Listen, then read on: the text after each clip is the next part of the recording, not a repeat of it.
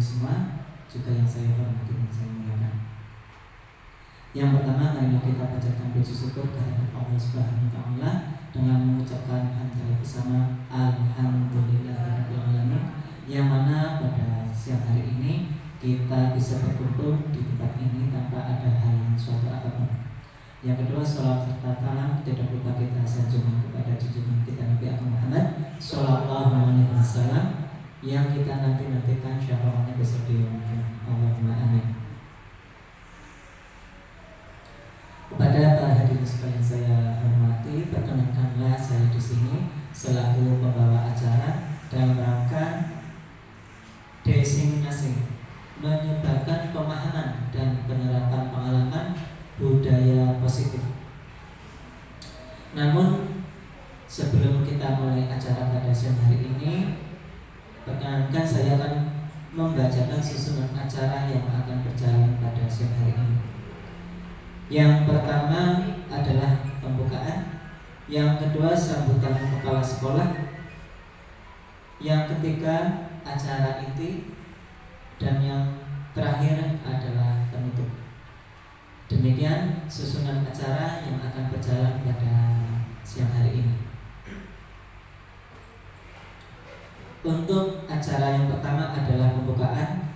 Mari kita buka acara pada siang hari ini dengan membaca basmalah bersama.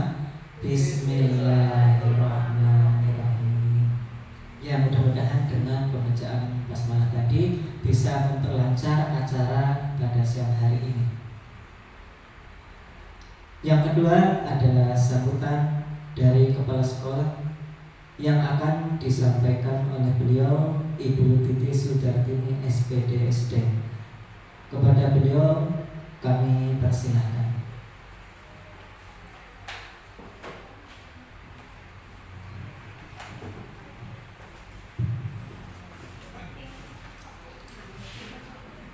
Bismillahirrahmanirrahim. Assalamualaikum warahmatullahi wabarakatuh.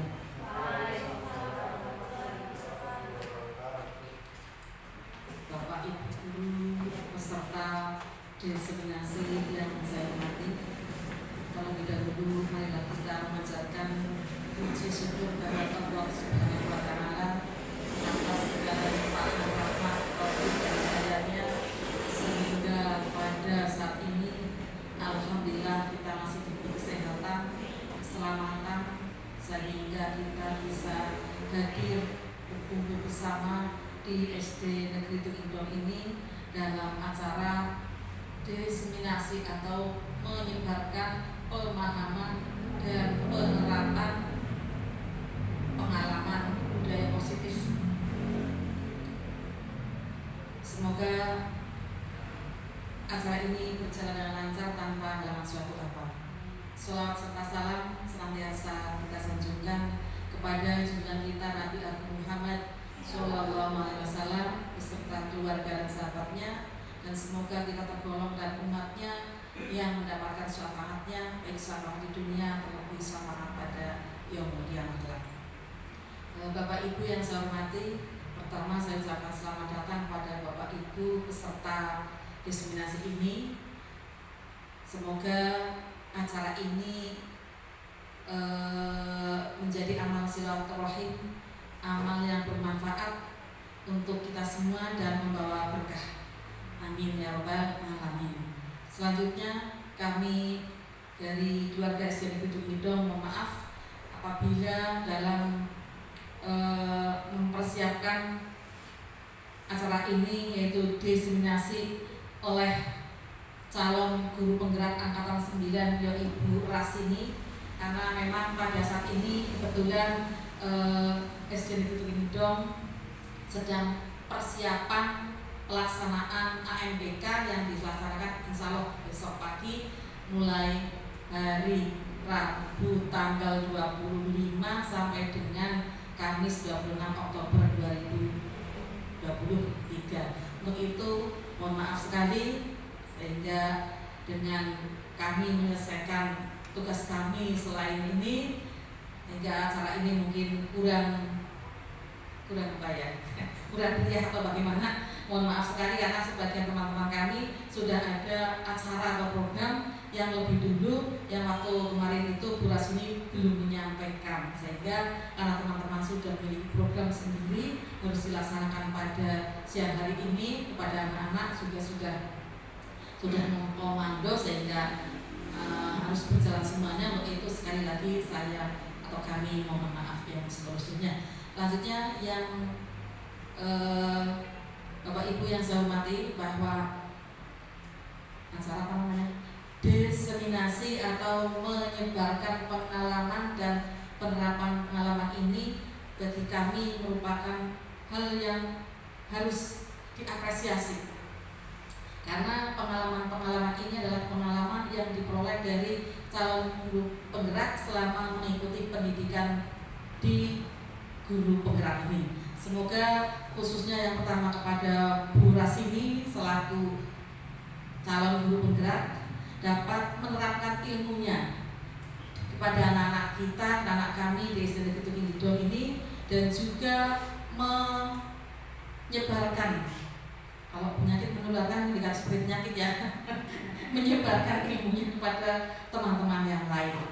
Kami berharap sungguh-sungguh ilmu yang diperoleh di pendidikan calon penggerak ini membawa kemajuan untuk sekolah kami, khususnya SD Negeri Tugingido, harus betul-betul kelihatan ada perubahan. Zamannya zaman perubahan mungkin ya Bapak Ibu. Nah, untuk itu betul-betul terlihat atau ada kenyataan, betul-betul ada perubahan yang lebih baik, bahkan yang sangat baik sesuai dengan tujuan utamanya mungkin dari adanya guru penggerak. Jangan sampai nanti ilmu yang diperoleh di pendidikan guru penggerak ini hanya sekedar formalitas dilaksanakan ketika mengikuti pendidikan calon penggerak, tapi saya berharap dan harus itu diterapkan. Sia-sia kalau seandainya ilmu yang didapat sangat banyak, sangat bagus, tapi tidak diterapkan. Setelah selesai kembali lagi seperti semula dulu waktu belum menjadi guru penggerak. Saya demikian Bapak Ibu pesan kami kepada utamanya Bapak Ibu yang menjadi calon guru penggerak. Paling tidak Bapak Ibu harus lebih baik daripada guru yang bukan guru penggerak. Jangan sampai guru penggerak malah digerakkan oleh guru yang bukan penggerak, itu terbalik. Untuk itu pesan pada Bapak Ibu semua ya, pesan kepada Bapak Ibu semua selaku calon guru penggerak, ikutilah dengan baik dan laksanakan atau amalkan ilmu yang telah diterapkan. Kiranya sambutan dari saya demikian. Untuk itu terima kasih atas perhatiannya dan mohon maaf atas semua kekurangannya. Saya akhiri billahi taufiq wal hidayah. Wassalamualaikum warahmatullahi wabarakatuh. Kepada Bapak Ibu, selamat mengikuti penyebaran pengalaman.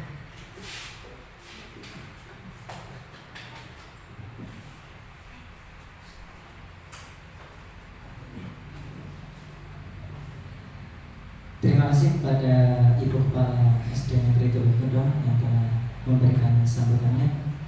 Untuk acara selanjutnya yaitu acara inti yang akan disampaikan oleh Ibu Rasini SPDSP. Kepada beliau kami persilakan.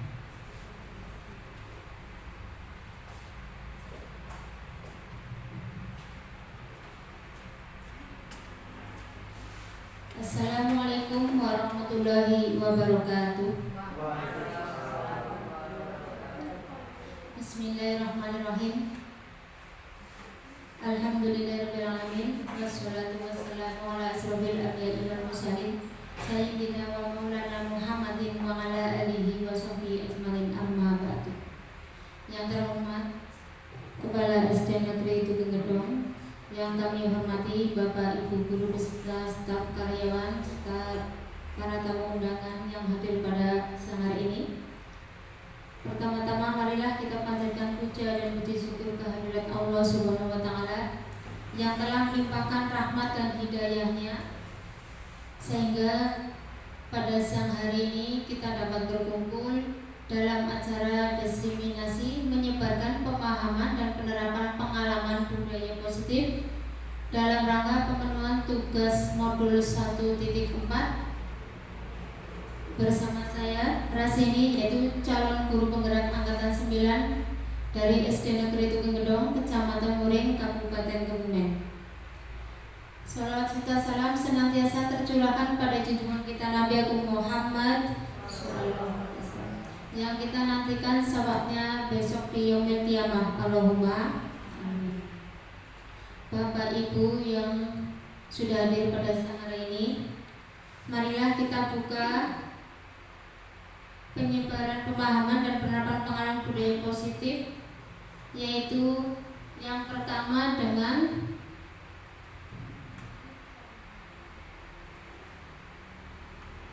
konsep inti budaya positif. Menurut Bapak Ibu, apa yang terbesit dalam pikiran Bapak Ibu tentang budaya positif?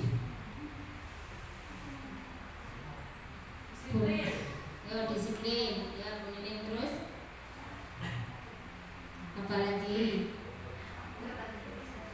bertanggung jawab, jujur. Pak Joko. Ya, kebiasaan yang baik. Ada lagi? Lingkungan yang sehat.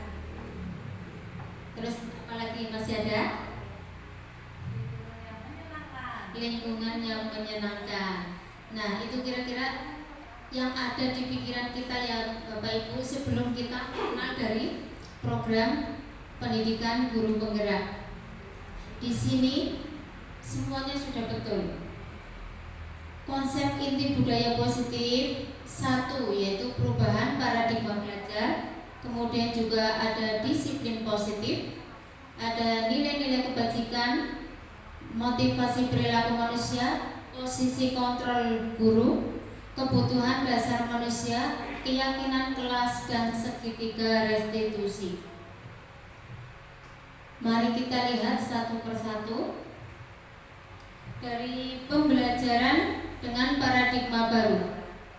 Di sini pembelajaran dengan paradigma baru merupakan pembelajaran yang dirancang berdasarkan prinsip pembelajaran berdiferensiasi sehingga para peserta didik belajar sesuai kebutuhannya berdasarkan tahap perkembangan sesuai teori psikologi modern untuk mewujudkan profil pelajar Pancasila. Di sini Bapak Ibu tentunya tidak asing lagi dengan profil pelajar Pancasila. Profil pelajar Pancasila ini ada berapa dimensi Bapak Ibu? Nah, yang pertama yaitu beriman dan bertakwa kepada Tuhan yang Maha Esa dan berakhlak mulia. Yang kedua,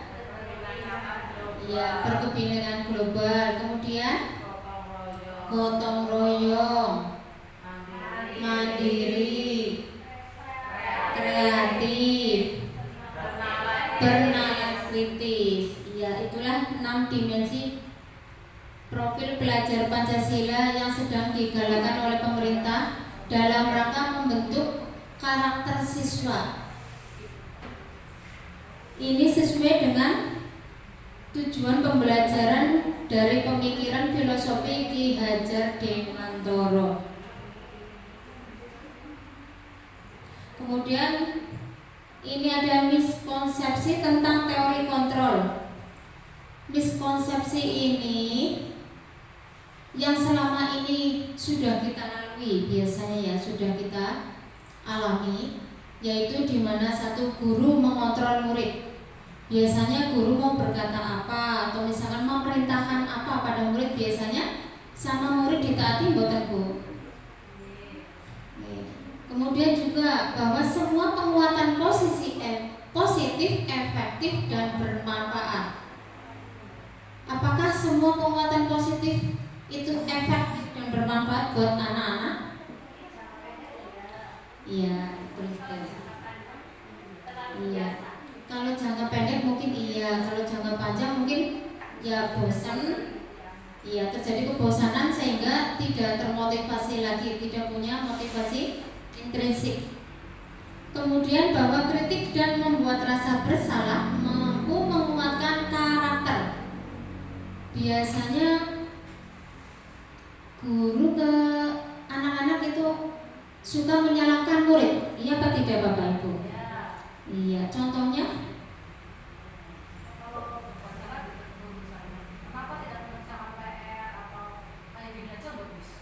Iya, biasanya seperti itu yang sudah terjadi selama ini, ya. Kemudian bahwa orang dewasa berhak memaksa. Apakah selama ini kita juga biasa melakukan hal itu? Iya, biasanya iya, paksa ketika iya untuk belajar, dipaksa dulu, anak-anak harus dipaksa dulu untuk belajar.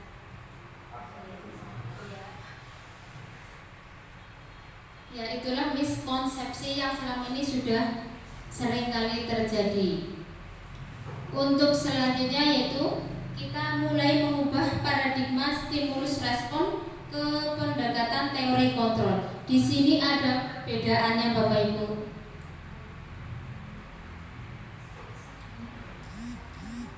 Stimulus respon ini tentang dunia dan teori kontrol tentang dunia juga.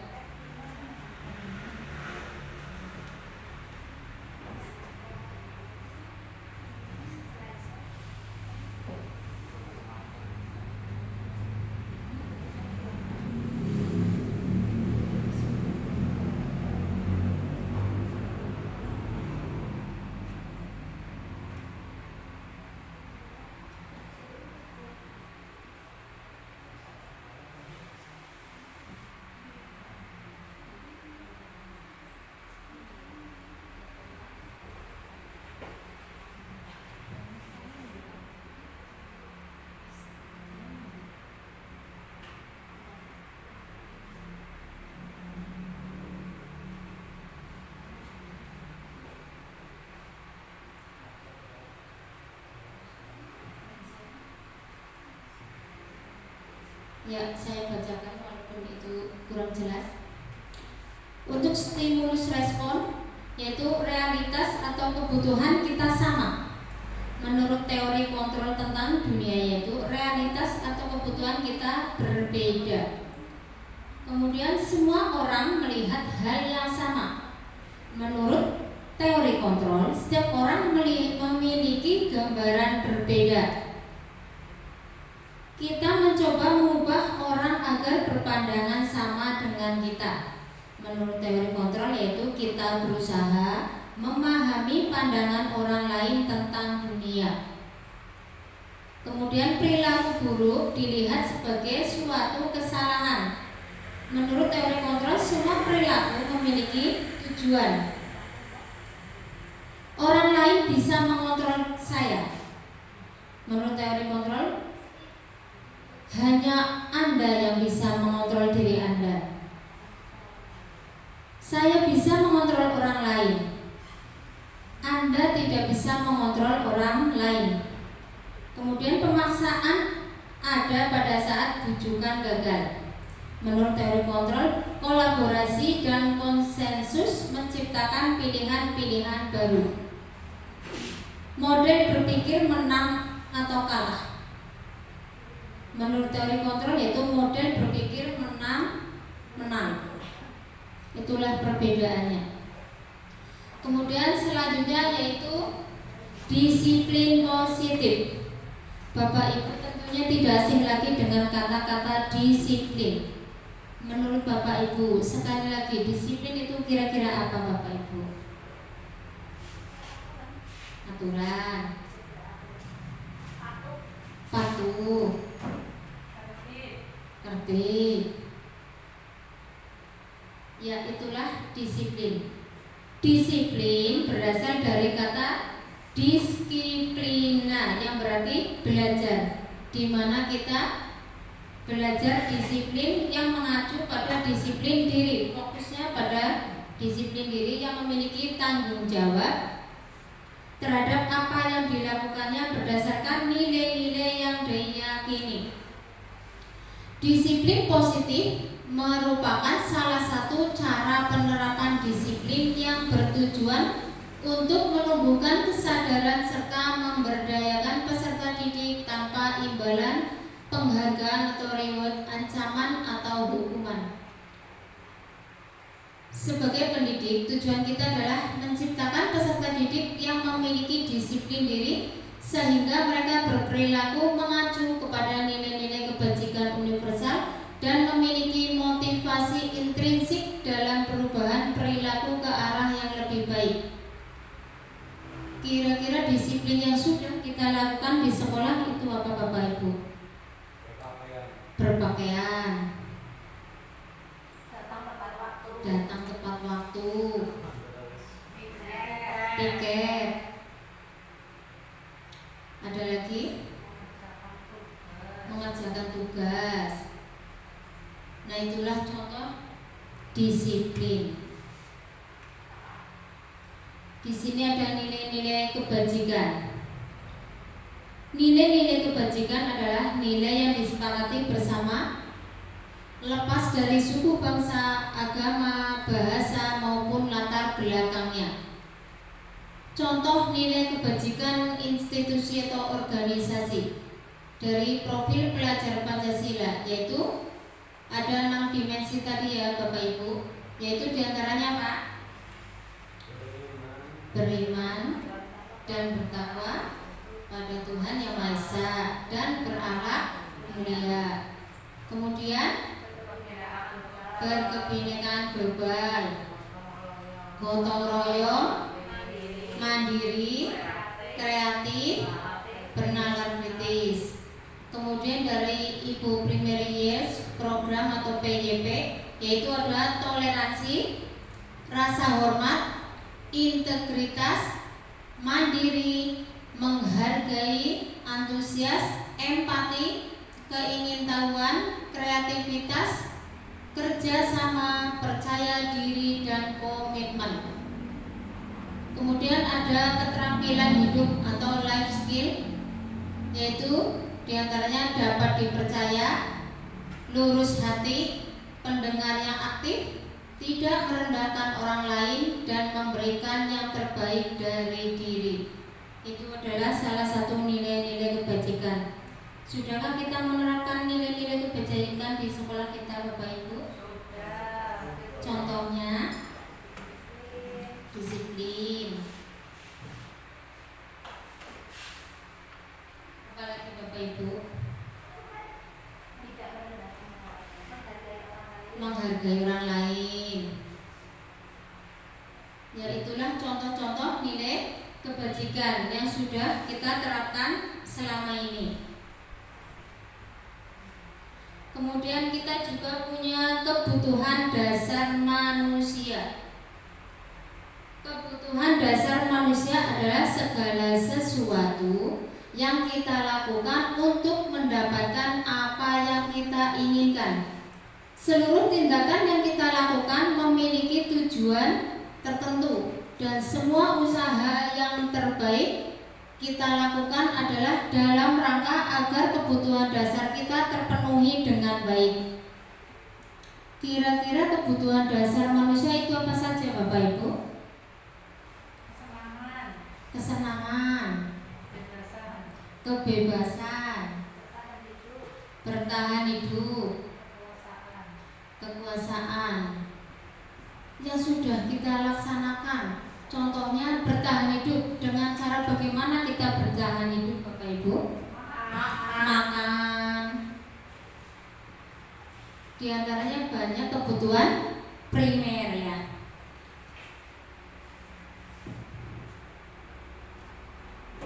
Nah, di sini 5 kebutuhan dasar manusia. Yang pertama yaitu bertahan hidup. Ada makanan, pakaian, tempat tinggal, keamanan, kesehatan. Ini merupakan hal yang pokok Bapak Ibu. Karena kita sangat memerlukan makanan. Dengan tidak makan maka nanti kita sakit.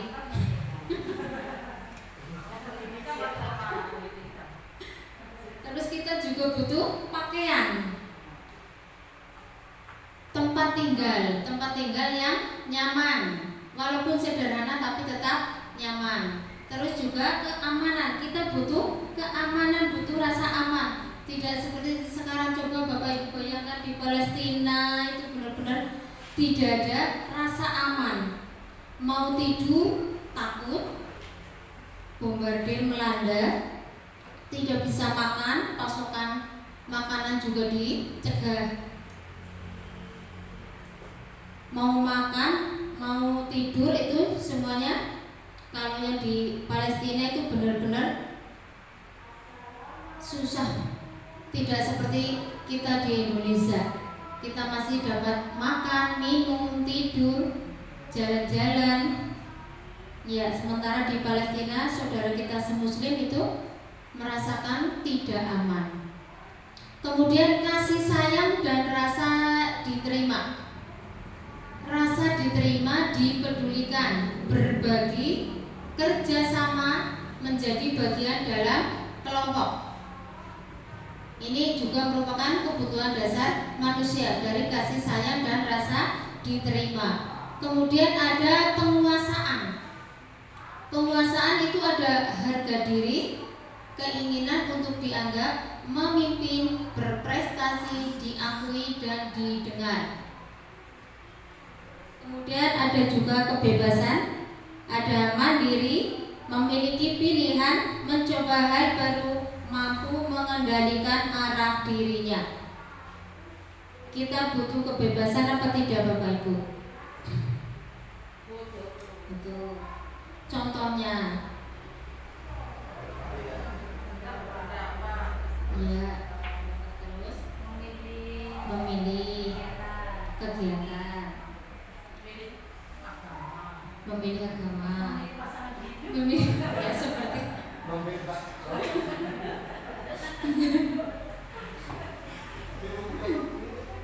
ya. Kemudian kita juga butuh kesenangan ya.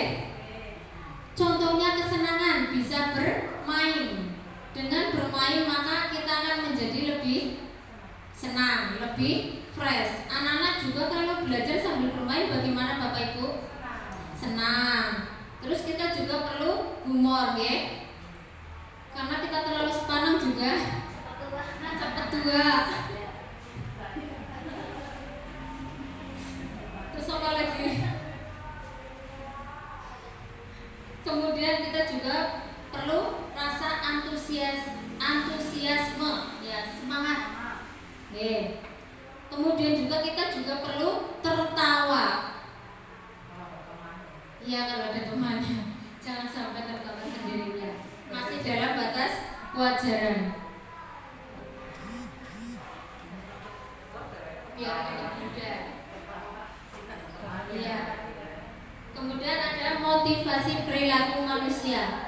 Motivasi perilaku manusia ada motivasi intrinsik dan juga ada motivasi ekstrinsik. Motivasi intrinsik yaitu untuk menjadi orang yang mereka inginkan dan menghargai diri sendiri dengan nilai-nilai yang mereka ingin capai. Kemudian motivasi ekstrinsik yaitu untuk menghindari ketidaknyamanan atau hukuman, juga untuk mendapatkan imbalan atau penghargaan dari orang lain. Kira-kira di sini motivasi intrinsik kita seperti apa Bapak Ibu? Motivasi intrinsik.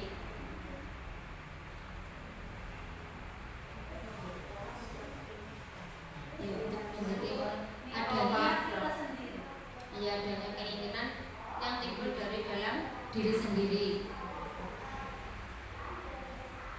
Motivasi ekstrinsik ini biasanya dorongan dari luar yang bisa memotivasi kita untuk bergerak. Kemudian di sini ada perbedaan hukuman, konsekuensi dan restitusi. Tentunya Bapak Ibu tidak asing lagi dengan adanya hukuman. Hukuman itu apa Bapak Ibu? Sanksi,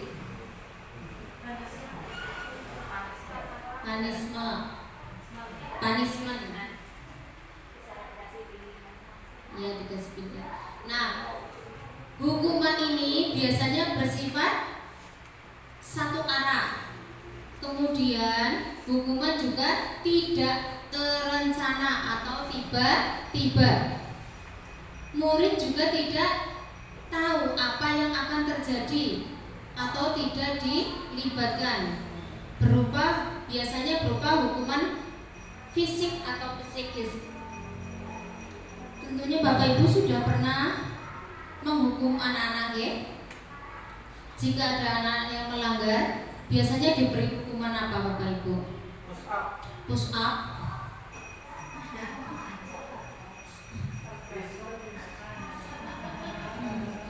Biasanya suruh membersihkan kamar mandi. Ada juga yang hormat bendera selama berdiri, kakinya diangkat satu, kemudian memegang telinga. Ya, lari keliling lapangan. Nah, itu semua hukuman yang bersifat fisik atau psikis.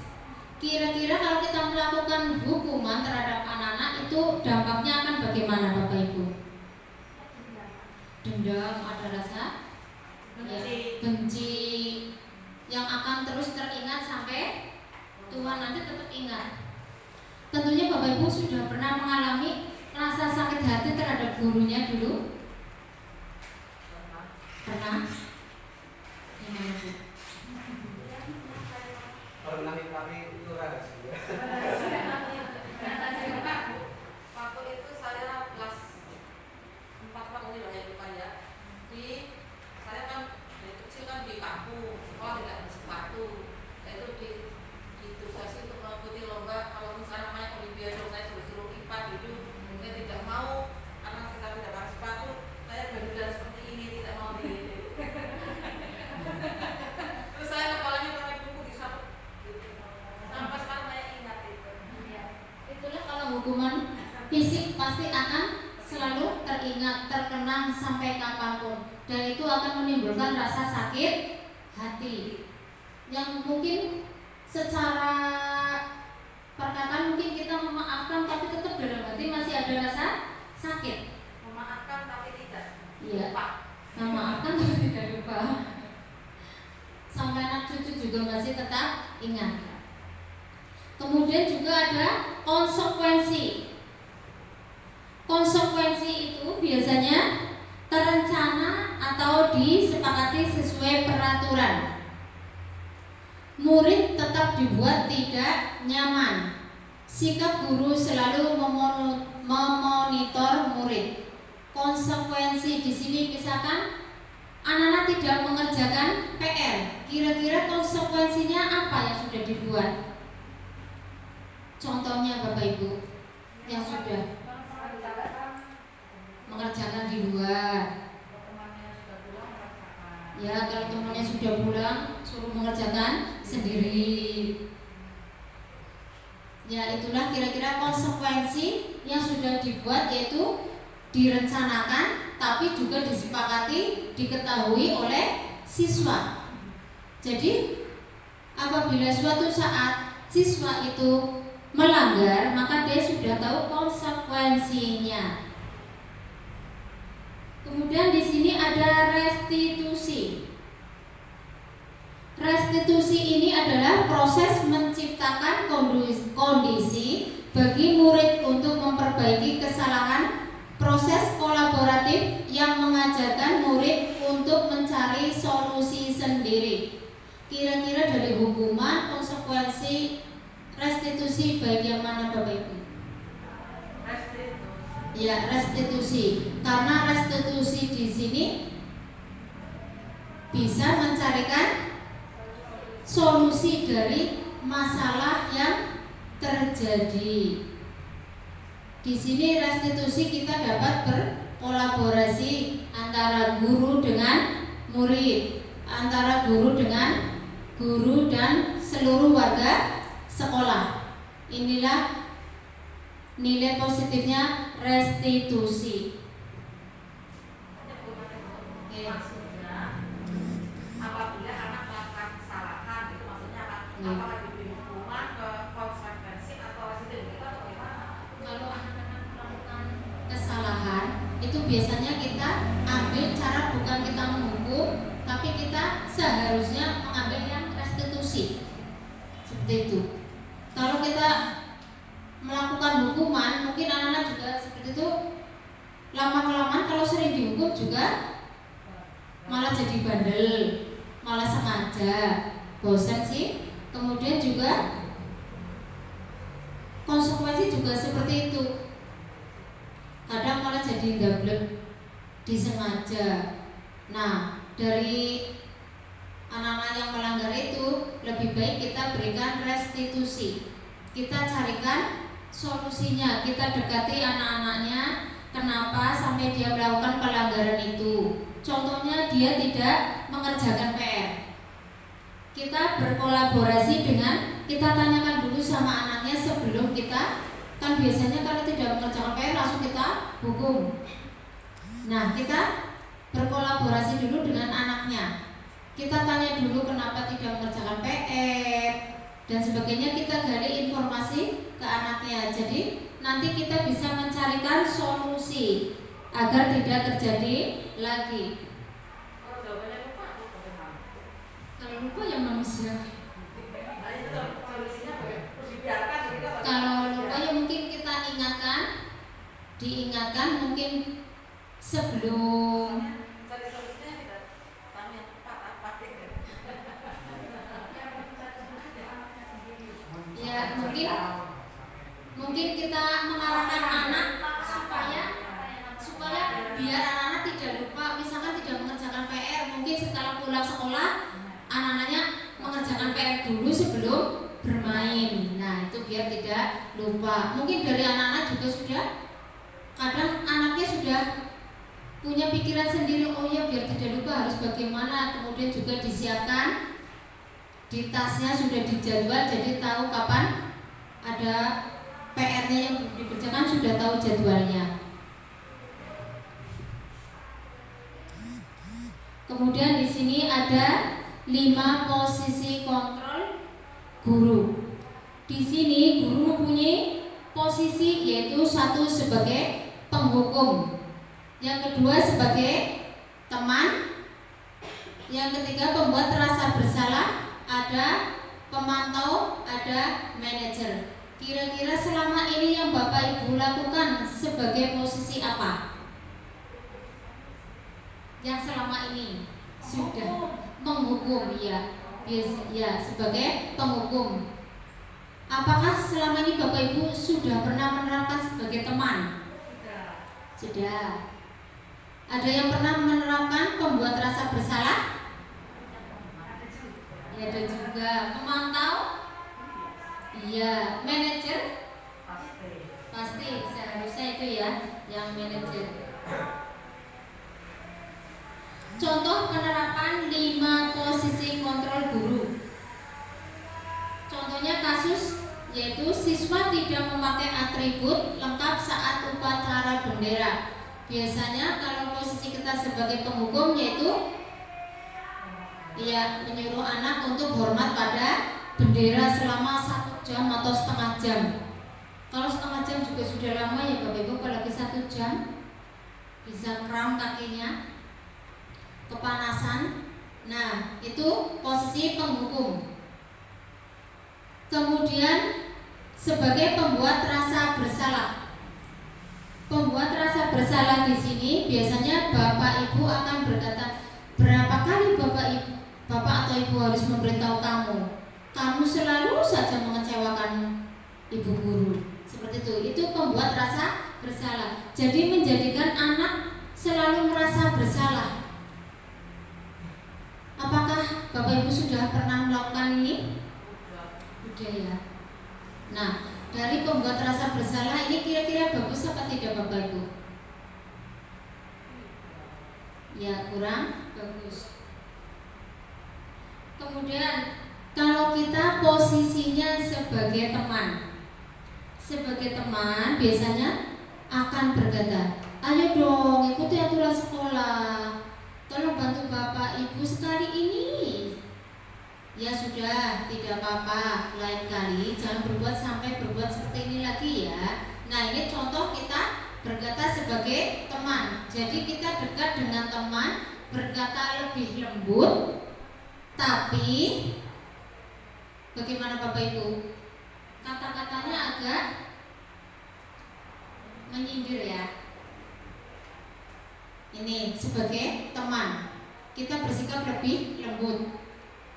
Kemudian ada pemantau. Pemantau di sini contohnya, kamu sudah melanggar peraturan sekolah, kamu tahu konsekuensinya. Nah, itu contoh pemantau. Atribut upacara selalu disimpan di tas agar tidak lupa lagi, jangan diulangi lagi ya. Nah, itu pemantau. Kita selalu mengingatkan pada anak. Kemudian yang terakhir yaitu ada posisi sebagai manajer. Biasanya dalam posisi manajer maka akan berkata, apakah kamu tahu kesalahanmu? Kira-kira bagaimana kamu memperbaiki kesalahanmu? Nah, ini posisi manajer.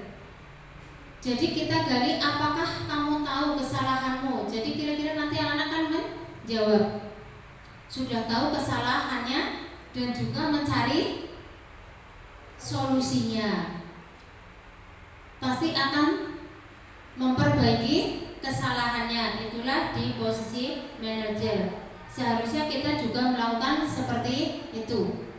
Paling bagus yang manajer. Coba dilihat Bapak Ibu, untuk menggali pemahaman Bapak Ibu semuanya tentang posisi kontrol. Dilihat posisi kontrol, apakah aku? Satu, saya kecewa sekali dengan kamu. Kira-kira posisi kontrol apa Bapak Ibu? Iya, membuat rasa bersalah. Kemudian kamu tidak pernah benar melakukannya. Kira-kira posisi apa Bapak Ibu? Yuk. Berarti kan di sini kita menghakiminya. Berarti apa? Iya, menghukum. Kemudian apa rencanamu untuk menyelesaikan masalah ini? Ini sebagai apa? Kemudian ayolah lakukan demi Bapak Ibu ya. Sebagai apa?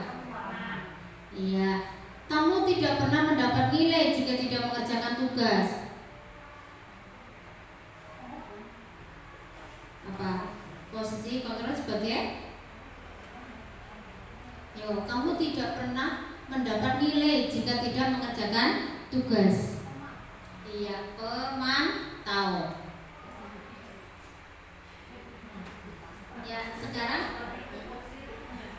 ada keyakinan kelas. Sudahkah Bapak Ibu membuat keyakinan kelas? Ada yang sudah membuat keyakinan kelas? Iya. Mengapa keyakinan kelas? Mengapa bukan peraturan kelas? Nah, kalau dulu masih peraturan kelas, apa bedanya peraturan kelas dengan keyakinan kelas, Bapak Ibu? Peraturan kelas dibuat oleh guru. Kalau peraturan kelas dibuat oleh guru, kalau keyakinan kelas dibuat bersama-sama dengan siswa di kelas itu. Betul sekali Bu Mili. Untuk peraturan biasanya dibuat oleh guru dan siswa harus mentaatinya. Sedangkan keyakinan kelas dibuat atas kesepakatan bersama antara guru dan siswa. Pembentukan keyakinan kelas. Keyakinan kelas biasanya bersifat abstrak, berupa pernyataan universal dibuat dalam pernyataan yang positif. Biasanya kalau kita membuat peraturan ada kata-kata negatif ya Bapak Ibu ya. Kalau keyakinan kelas ini menggunakan kalimat yang positif. Sedikit agar mudah diingat. Kita membuat keyakinan kelas tidak usah banyak-banyak, yang penting bisa diyakini, diterapkan, mudah diingat sama anak. Jadi timbul dari keyakinan dirinya sendiri, tidak seperti peraturan. Kalau peraturan sudah ditetapkan dari Bapak Ibu guru, kalau keyakinan sudah kita buat bersama, kesepakatan, diyakini dan dilaksanakan, sehingga akan membentuk karakter atau pribadi siswa yang baik. Biasanya kalau keyakinan kelas sesuai kondisi kelas dan sekolah, sehingga mudah diterapkan. Semua warga sekolah atau warga kelas dilibatkan saat membuat keyakinan kelas. Contohnya Bapak Ibu, keyakinan kelas seperti apa? Yang sudah, yaitu kalimatnya biasanya kalimat positif. Biasanya biasanya ada kata-kata jangan membuang sampah sembarangan. Kira-kira itu kalimatnya bagaimana Bapak Ibu? Iya, itu karena masih ada kata jangan buang sampah sembarangan, itu masih negatif. Ada kata jangan. Nah, sementara kita buat menjadi positif, yaitu jagalah kebersihan. Itu contohnya keyakinan kelas.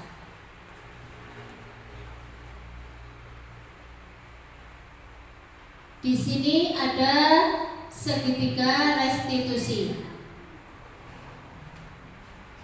Segitiga restitusi adalah proses menciptakan kondisi bagi murid untuk memperbaiki kesalahan mereka sehingga mereka bisa kembali pada kelompok mereka dengan karakter yang kuat. Ini menurut Gosen tahun 2004. Restitusi di sini yaitu menciptakan kondisi agar siswa bisa memperbaiki kesalahan dan kembali kepada kelompok mereka. Segitiga restitusi ini ada 3, yaitu menstabilkan identitas, validasi tindakan yang salah, dan menanyakan keyakinan.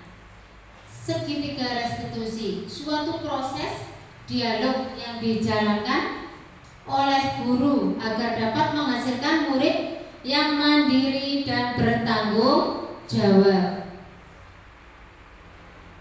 Di sini akan kita jelaskan dari menstabilkan identitas.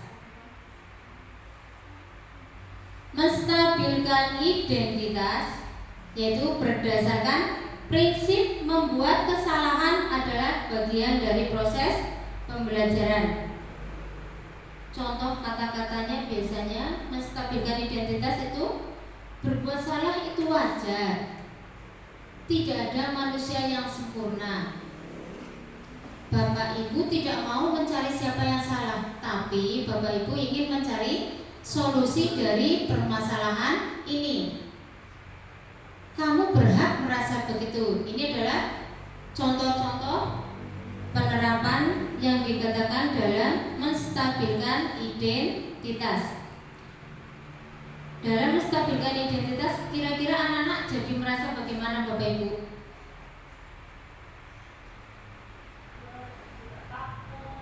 Jadi tidak takut.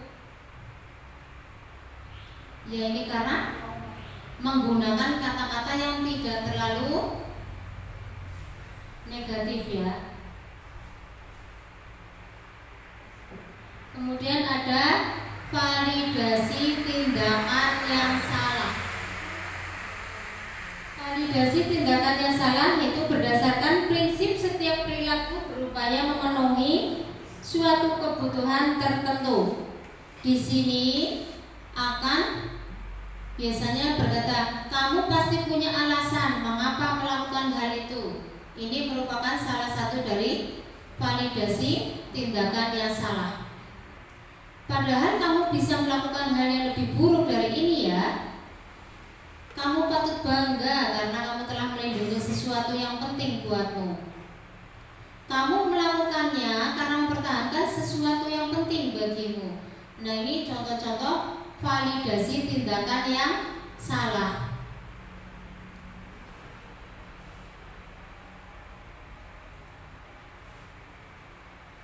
Masih semangat nih Bapak Ibu? Semakin siang harusnya masih tetap semangat. Mana semangatmu? Ini semangatku. Dikasih apa? Dikasih B, kasih O, kasih W. Nah, untuk selanjutnya yaitu masih semangat ya. Yang ketiga yaitu menanyakan keyakinan. Berdasarkan prinsip teori kontrol bahwa pada dasarnya kita termotivasi secara intrinsik. Contohnya, apa keyakinan kelas kita?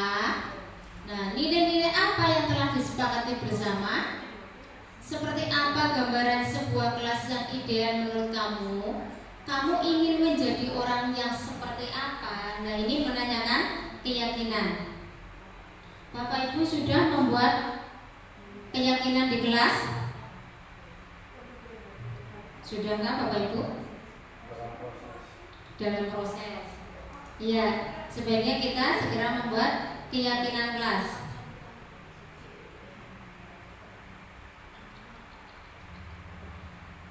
Di sini ada contoh penerapan segitiga restitusi. Yaitu contohnya di sini kasus 1 yaitu Iza tidak terima jika hasil pengerjaan tugasnya dicontek oleh temannya dan Iza menjadi marah dan emosi.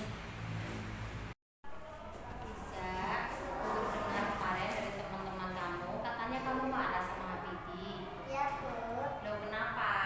habisnya bisa kesal sama ibu yang selalu menyantet saat mengerjakan tugas. Oh begitu, ya wajarlah kalau kamu marah sama Bibi. Mungkin kalau ibu ada pasti kamu juga akan melakukan hal yang sama. Lalu apa yang kamu lakukan pada Bibi? Saya marah, saya ketakutan, saya Oh begitu. Kamu melakukan semua itu pasti ada alasannya kan?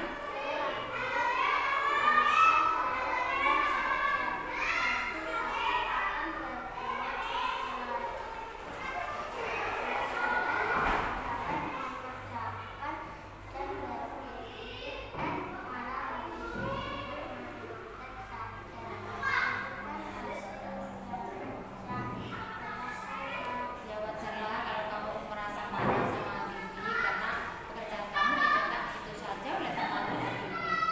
Ibu sangat menghargai tindakan kamu yang hanya sebatas itu, tidak sampai pada hal-hal yang bisa membahayakan orang lain. Sekarang untuk selanjutnya coba pikirkan tindakan kamu itu terhadap Bibi apakah sudah sesuai dengan keyakinan kelas kita? tidak Menurut kamu keyakinan kelas apa yang sudah kamu langgar? kita harus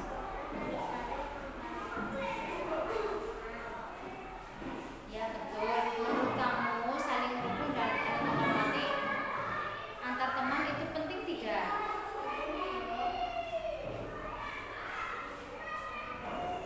Ya betul sekali.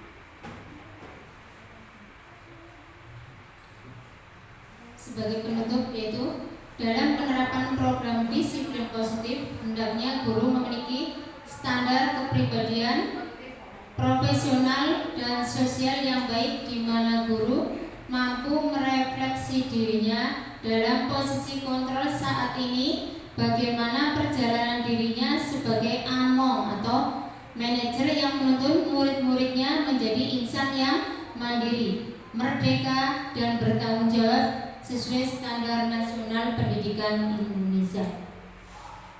Ya, demikianlah acara diseminasi pada siang hari ini, yaitu tentang menyebarkan pemahaman dan penerapan pengalaman budaya positif. Mudah-mudahan kita semua bisa menerapkannya di lembaga dan bisa memajukan pendidikan di Indonesia. Cukup sekian dari saya. Wabillahi taufiq wal hidayah. Wassalamualaikum warahmatullahi wabarakatuh.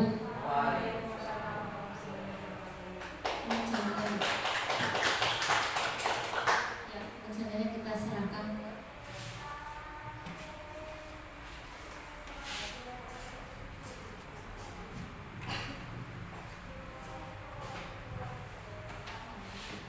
Ya, demikian penuturan untuk materi inti yang telah disampaikan oleh beliau Ibu Hasini SD. Untuk acara yang terakhir adalah penutup. Mari kita tutup acara pada siang sore hari ini dengan membaca hamdalah bersama. Alhamdulillahirabbil alamin. Sekian dari saya selaku pembawa acara. Apabila dari awal sampai akhir banyak salah, mohon maaf yang sebesar-besarnya. Wassalamualaikum warahmatullahi wabarakatuh.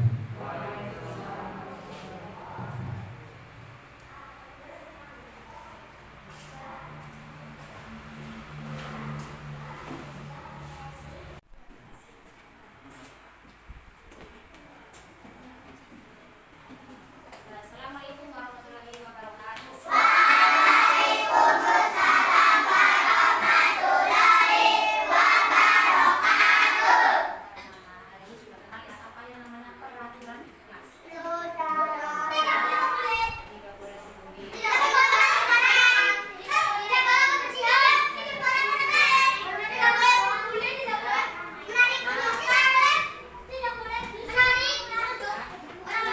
Ya, itu adalah salah satu peraturan.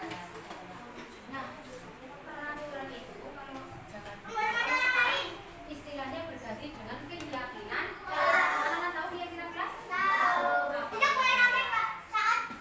Iya, keyakinan kelas itu berarti sama dengan peraturan. Peraturan kelas itu dibuat biasanya oleh siapa? Nah, sedangkan kalau keyakinan kelas dibuat oleh guru dan dengan murid. Jadi ada kesepakatan antara guru dengan murid, yaitu untuk membuat keyakinan kelas. Nah, keyakinan kelas itu digunakan untuk apa? Untuk diyakini, terus dilaksanakan. Dilaksanakan apa tidak? Iya, harus dilaksanakan secara apa? Secara baik, secara tanggung jawab. Nah, kita bisa membuat keyakinan kelas. Contohnya keyakinan kelas dulu, contohkan saja misalkan jagalah kebersihan. Jagalah kebersihan, jagalah kebersihan kelas. Nah, dari situ tidak ada kata-kata tidak boleh ya membuang sampah di dalam kelas. Nah, itu masih menggunakan kalimat yang negatif. Tidak ada kata jangan. Ya, tidak ada kata jangan.